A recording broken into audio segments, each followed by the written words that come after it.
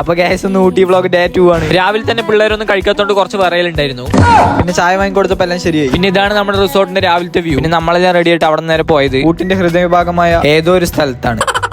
പിന്നെ ഊട്ടി പോയിട്ട് ക്യാരറ്റ് വാങ്ങി കഴിക്കാണ്ടിരുന്ന പിന്നെ അവിടുത്തെ കർഷകരെ നമുക്കെതിരെ പ്രതിഷേധിക്കേണ്ടെന്ന് കരുതി നമ്മൾ ക്യാരറ്റ് വാങ്ങി കഴിച്ചു. പിന്നെ ഈ ട്രിപ്പിനെ കുറിച്ച് പറയുകയാണെങ്കിൽ നമ്മൾ പോയിട്ടുള്ളവർ വെച്ചിട്ട് ഏറ്റവും ബഡ്ജറ്റ് ഫ്രണ്ട്ലി ആയിട്ടുള്ള ഒരു ട്രിപ്പ് ആയിരുന്നു ഇത്. ഒരാൾക്ക് 800 രൂപ എന്താ ആയിട്ടുണ്ടായിരുന്നു. പിന്നെ നമ്മൾ അവിടെ നമ്മുടെ ഫോളോവറിനെ കണ്ട് ഫോട്ടോ എടുത്ത് നേരെ പോയത് ടോയ് ട്രെയിൻ കാണാനാണ്. പിന്നെ നമുക്കൊന്നിനും ടിക്കറ്റ് എടുത്ത് ശീലമില്ലാത്തതുകൊണ്ട് നമ്മൾ വേണ്ട ഫോട്ടോ എടുത്ത് നമ്മൾ അവിടെ നിന്ന് ഇറങ്ങി. പിന്നെ പ്രായത്തിൻ്റെതായ കുറച്ച് മണ്ടത്തരങ്ങളുള്ളതുകൊണ്ട് ഊട്ടിയിൽ ഒളിഞ്ഞു നടക്കുന്ന ഒരു ഗുഹ കാണാൻ പോയതാണ്. ബാക്കി നിങ്ങൾ കണ്ടോളി.